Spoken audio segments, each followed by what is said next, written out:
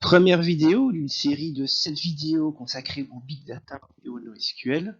Alors je vais essayer ici de faire des vidéos un petit peu plus courtes que d'habitude, donc c'est pour ça qu'il y a 7 vidéos, j'ai assez bien découpé le chapitre. Enfin je dis toujours ça en début de vidéo et puis je me retrouve avec une vidéo de 40 minutes, mais bon, je vais essayer. Alors, cette vidéo ici, ça va être l'introduction du terme principalement Big Data. Et avant de rentrer dans le vif du sujet, il y a une étude qui a été faite en 2017, mais une mise à jour en 2018, enfin j'en parlerai après.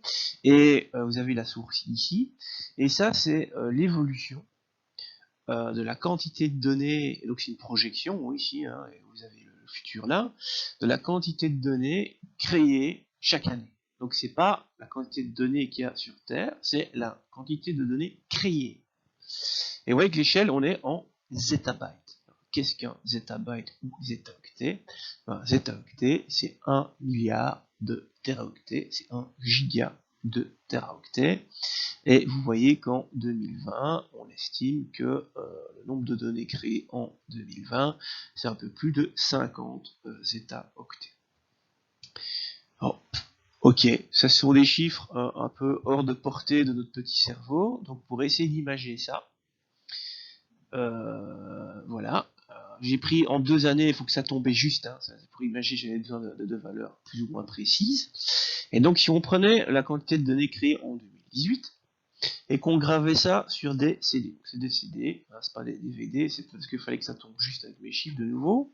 Donc vous gravez tout ce qui a été produit en 2018 sur des CD qui, pour rappel, c'est 700 mégaoctets un CD, tac tac tac, voilà. Et puis vous faites une pile avec tous ces CD, donc superposé comme sur l'image ici, mais aligné, quoi, donc une belle pile, et ben vous avez la distance Terre-Mars quand Mars est au plus près de la Terre. C'est pas mal, voilà, ça c'est ce qu'on a créé en un an en gravant des CD. Donc il faut des mois des astronautes, enfin potentiellement, il faudrait des mois des astronautes pour atteindre là. Bah nous c'est ce qu'on a gravé sur une pile de CD en un an. Et ça ne fait qu'augmenter. Alors ici ce sont les chiffres de 2017, le truc a été revu, j'ai regardé la version de 2018, ici ils ont revu un petit peu à la hausse, il y a plus 15 zetaoctets par rapport à ce que vous avez sous les yeux, mais enfin c'est pas important. Et donc vu qu'on a de plus en plus de données, est apparu petit à petit le terme Big Data. Et donc le Big Data, si on regarde, cherche la définition du Big Data, donc Natsuni est là pour nous le rappeler. Big Data, ça veut dire quoi? C'est la règle des 3 V. Voilà, il y a plein de bouquins ou de cours ou de sites web où ça commence comme ça. Évidemment, Kumiko était à bonne école, hein, donc pour elle, c'est une définition technico-commerciale, c'est pas une définition précise de c'est quoi le Big Data. Cependant, je ne vais pas cracher sur la règle des 3 V, on va regarder ce que c'est. Donc cette règle des 3 V vient de 3 termes, volume, vélocité et variété. Alors, des fois ils changent, des V qui changent comme ça en fonction de l'auteur, c'est sympa. Mais normalement le plus courant c'est volume, vélocité, variété. Quand on parle du volume, c'est pour décrire que le big data, voilà, c'est de pouvoir traiter un grand volume de données. Tout simplement. Ce qu'il y a, c'est que ça ne quantifie pas quel volume. Alors de nombreux experts, je mets ça en guillemets, estiment que souvent, dans les croyances populaires, dès qu'on dépasse le téraoctet, là on est confronté à du big data. C'est faux. On peut être confronté à du big data avec 20 gigas, et on peut ne pas être confronté à du big data avec 20 Tera. Donc donner un chiffre, c'est pour ça que c'est un peu compliqué. Tout dépend du contexte. Bon, un cas un peu extrême, imaginez vous travaillez sur une Raspberry, une BD de 20 Go pour une Raspberry, c'est du big data. Voilà.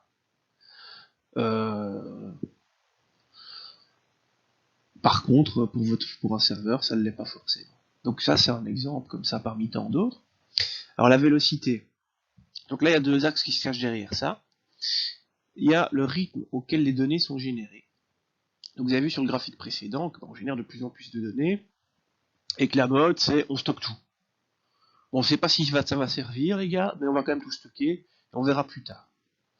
Donc ça, c'est la mode hein, dans les data centers. Et donc, bon, on écrit de plus en plus de conneries. Et comme il y a de plus en plus de choses connectées, qu'il y a de plus en plus de trafic, bah, on stocke de plus en plus. Et donc, bah voilà, le rythme d'écriture est de plus en plus élevé. Et pour moi, là, on touche le critère principal qui justifie le big data. Ce sont pour moi le rythme d'écriture. Quand on est confronté à un rythme d'écriture élevé, pour moi, on rentre dans un use case de type big data, typiquement.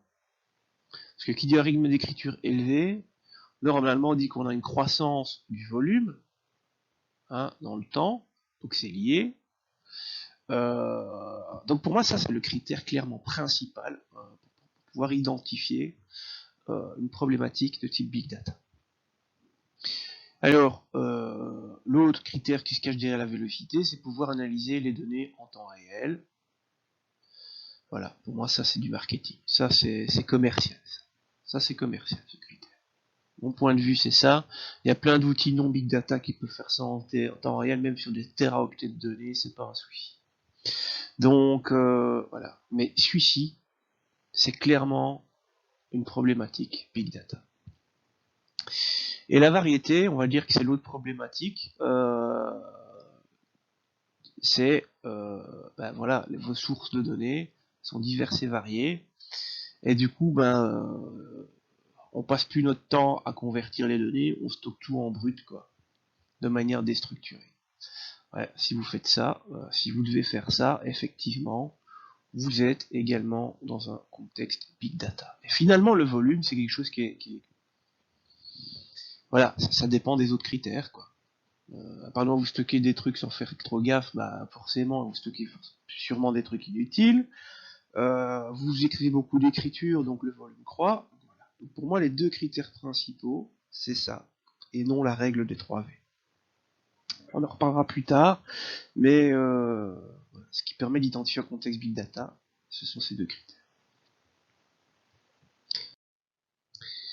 Alors sinon, le McKinsey Global Institute, il essaie de faire une définition de big data, et que donc, en gros, voilà, le résumé, c'est que le big data, c'est quand les SGBDR ne sont plus capables d'effectuer les traitements, tout simplement. Donc ça, c'est la version plus courte de ce qui est écrit au-dessus. Je suis assez d'accord avec ça. Ouais. Je suis vraiment assez d'accord avec ça, et justement, les deux points du calque précédent que je dis vraiment, ça permet d'identifier une problématique big data. Bah oui, les GBDR, le problème des GBDR, c'est la vitesse en écriture. Et enfin, on va en parler un peu plus loin, mais voilà, quand vous avez des grosses charges en écriture, ça devient plus compliqué. Et alors, le fait de travailler avec des données déstructurées, c'est pas l'idée. Hein. Vous structurez vos données avec un GBDR. Voilà. Donc, quand vous êtes confronté à ces deux cas-là, les GBDR, c'est plus trop adapté. Et alors, nous sommes dans une situation big data. Donc, vous voyez, je suis assez en adéquation avec ce que le garçon lui dit, là. Hop.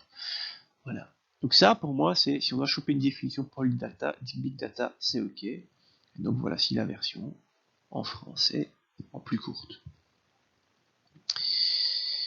Alors maintenant, dans la vraie vie, donc il y a plein d'experts qui font du big data avec des petits jeux de données. Maintenant, il faut savoir que c'est pas ça le critère, pas le volume. Traiter plusieurs téraoctets de données, ça passe. Hein.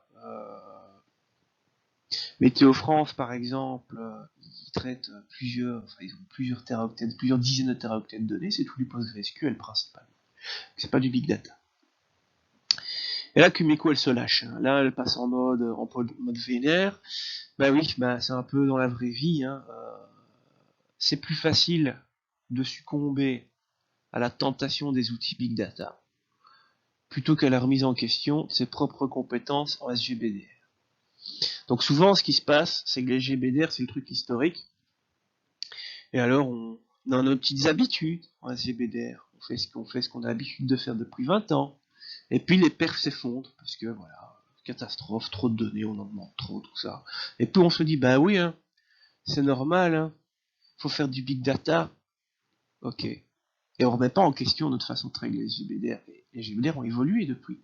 Il y a peut-être une autre façon d'aborder les systèmes.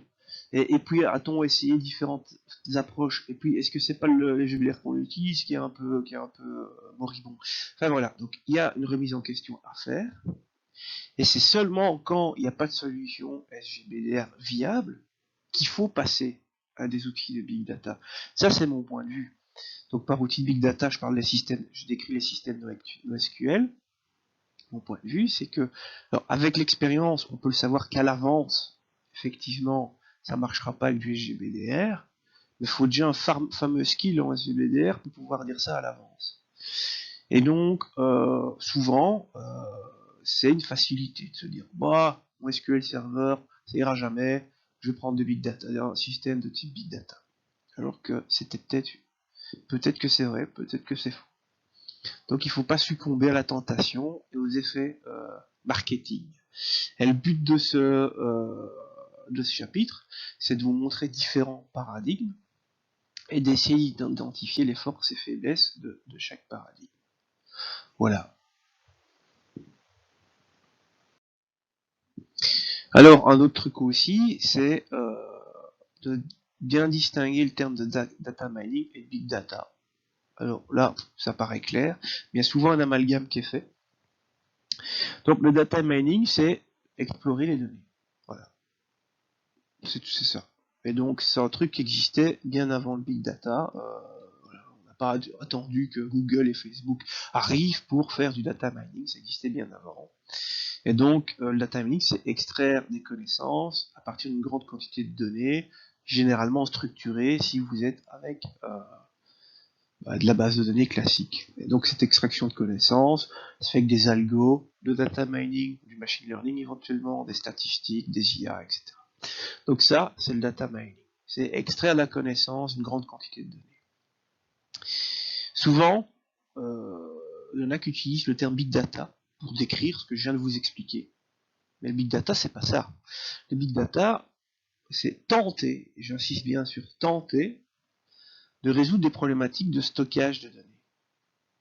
Donc on a les grosses quantités de données, on veut les stocker, mais aussi c'est de fournir les accès rapides à ces données, tant en écriture qu'en lecture. Et stocker grosse quantité de données avec des GBDR, on sait le faire. Si vous voulez stocker 14 pétaoctets, on peut le faire. Par contre, ça va être une catastrophe pour, je veux dire, écrire des choses dedans. Et c'est là où il y a les outils de big data qui interviennent. Il y a aussi l'aspect rapide au niveau des accès qui est important. Et donc le big data, ça offre la possibilité aux développeurs de tenter aussi de structurer les données. Donc, parce qu'à un moment donné, si vous voulez traiter de données, il faut à un moment donné faire une pseudo-structure pour alimenter des outils de data mining. Voilà. C'est ça l'idée. Donc le big data, c'est essayer de résoudre les problèmes de stockage et d'accessibilité des données et éventuellement offrir la possibilité aux développeurs de fournir des mécanismes pour essayer de, une fois extraites, d'essayer de les structurer ces données. Et après, ce qu'on en fait, bah, souvent, après, on repasse sur du data mining. Voilà. Donc, souvent, ça arrive qu'il y ait des gens, ils se disent, ouais, je fais du big data, mais en fait, ils s'occupent pas du tout de cette partie-là. Eux, ce qu'ils font, c'est du simple data mining. C'est parce qu'ils travaillent sur un teraoctet de données, ils disent, je fais du big data. Non, le big data, c'est la partie plus infrastructure qu'il y a derrière, et avec quel mécanisme de stockage, d'écriture, etc. on utilise. Ce qu'on fait des données après, c'est pas du big data, c'est du data mining. Voilà, ça c'est distinction faite entre les deux. Alors un autre terme important, c'est la scalabilité. Normalement, vous connaissez déjà tous un petit peu ce que ça veut dire, donc c'est pouvoir adapter un système à la montée en charge en lui ajoutant des ressources. Voilà. Mais ce qu'il y a, c'est qu'il y a deux types de scalabilité.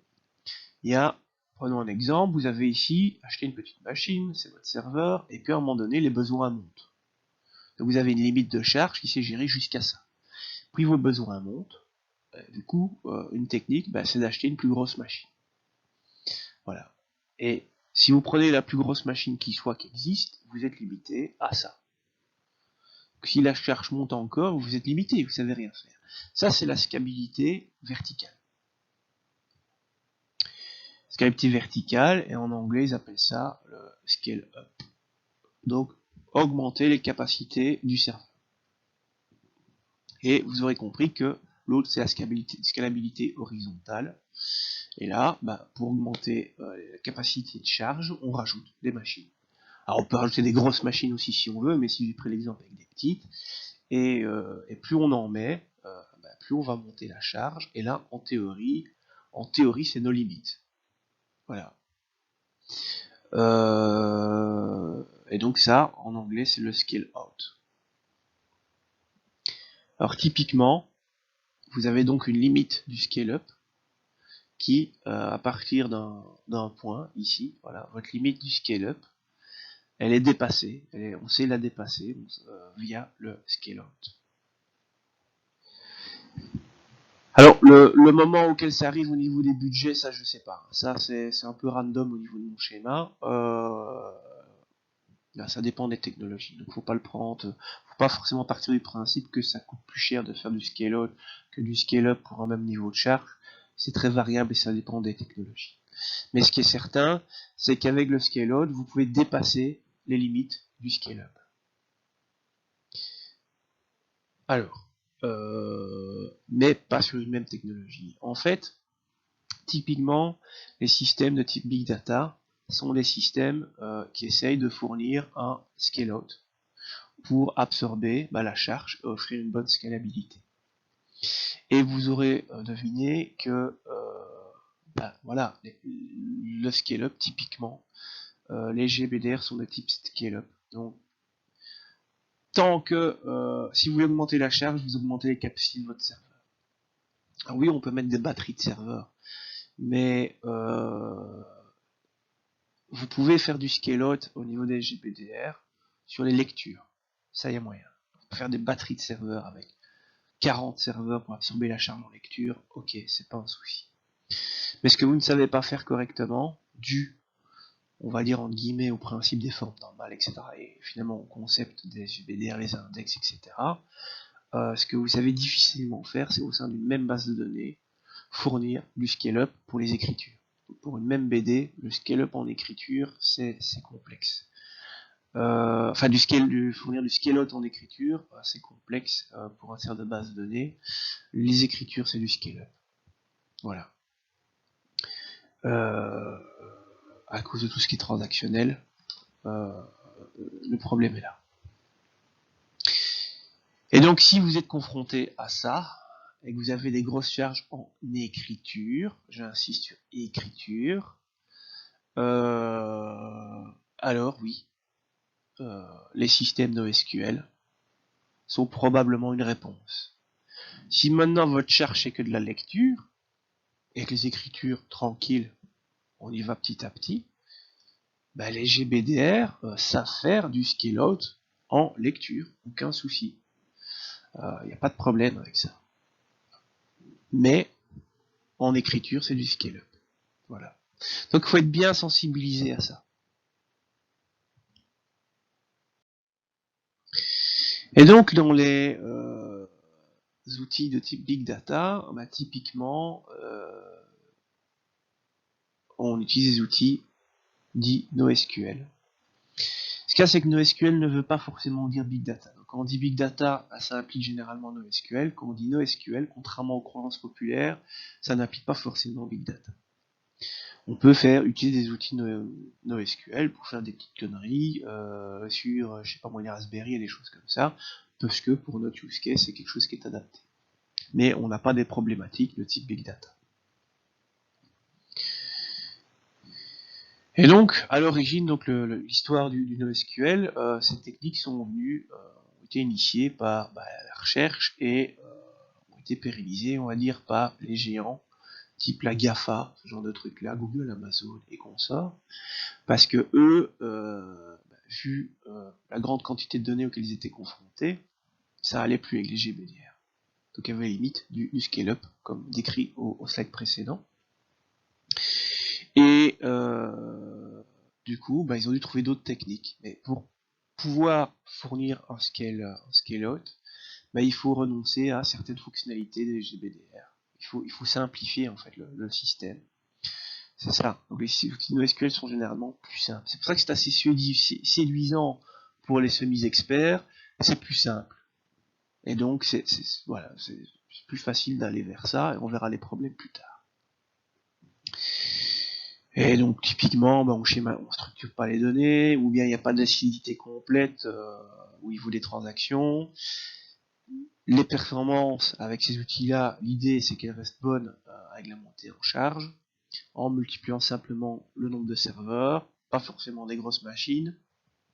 Et il existe différents types de NoSQL.